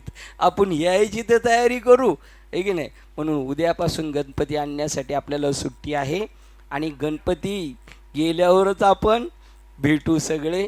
अनंत चतुर्थीच्या दुसऱ्या दिवशी भेटू. परंतु ग्रुपवर मॅसेज तरी पण टाकला जाईल, कारण अनंत चतुर्थी गणपतीच्या नंतर एक दुसरं कोणी काही गेलंच तर अजून 1-2 दिवस वाढू शकतात. त्यामुळं ग्रुपचा मॅसेज पाहून यायचा. आता तरी तूर्त लक्ष ठेवायचं. 17 तारखेला अनंत चतुर्थी आहे. 5 तारीख ते 17 तारीखपर्यंत सुट्टी आहे. 18ला आपण भेटूया. देवाने जर ठरवलं तर आपली 18 तारखेला नक्की भेट होईल. झालेली सेवा आणि पारशीवाडीमध्ये 8 तारीखपासून तर 13 तारीखपर्यंत आपल्या सर्व महात्म्यांची कीर्तनं आहेत. त्या कीर्तनाला हजर राहायचं. कीर्तनं कोणाची आहेत? महात्म्यांची आहेत. हे डोक्यात ठेवायचं. कोणाचं आहे कोणाचं हे नाही डोक्यात ठेवायचं. महात्म्यांचे जेवढ्यांना शक्य आहे त्यांनी यायचं, ज्यांना शक्य नाही त्यांनी घरी थांबायचं. कोणालाही आग्रह नाही, आहे की नाही. झालेली सेवा विवेक चूडामणी ग्रंथ श्लोक क्रमांक 150ला थांबतो आपण. झालेली सेवा हृदयस्थ सद्गुरू सच्चिदानंद श्रीपाद बाबा रामदास बाबा अधिष्ठान ग्रंथ विवेक चूडामणी संत मालिका तसेच तुम्हा संत वृंदांच्या चरणावर सेवा समर्पित करून सेवेला आपण इथे पूर्ण विराम देऊया. पुंडलिक वरदेव हरी विठ्ठल श्री ज्ञानदेव पंढरीनाथ भगवान की जय. माऊली ज्ञानेश्वर महाराज की जय. जगद्गुरु संत तुकाराम महाराज की जय. शांती ब्रह्म एकनाथ महाराज की जय. सच्चिदानंद श्रीपाद बाबा की जय. सच्चिदानंद रामदास बाबा की जय. अवधूत चिंतनम श्री गुरुदेव दत्त गोपाल कृष्ण भगवान की जय. बोलो रे भाई सब संतन की जय. गणपती बाप्पा मोरया. आता विश्वात्मके देवी येणे वाद्यज्ञ तोषावे. तोषो निमज द्यावे पसाय जाणे. जे खणांची व्यंकटी सांडो तया सत्कर्म रतिवाडो. भूता परस्परे जडो मैत्र जीवांचे. दुरितांचे तिमिर जावो विश्व स्वधर्म सूर्य पाहो. जो जे वांचिल तो ते लाभो प्राणी जात. वर्षद सकळ मंगळी ईश्वर निष्ठांची मांद्याळी. अनवर्त भूमंडळी भेट तुझा भूता. कल्पतरुचे आरव चेतना चिंतामणीचे गाव. बोलतेचे अर्णव पियुषांचे चंद्रनेचे लांछन. मार्कंडे तापहीन हे सर्वाई सदा सज्जन. सोयरे होतू किंबहुना सर्व सुखी. पूर्ण होणी तिन्ही लोकी. भजी जो आदि पुरुषी अखंडित आणि ग्रंथोपजीवी विशेष लोकी. दृष्टादृष्ट विजय हो आवेजी. एक मने श्री विश्वेश्वरा हो. हा होईल दान बसाहो. येणे वरे ज्ञान देव सुखिया झाला. येणे वरे ज्ञान देव सुखिया झाला. येणे वरे ज्ञान देव सुखिया झाला. हरि ओम शांती शांती.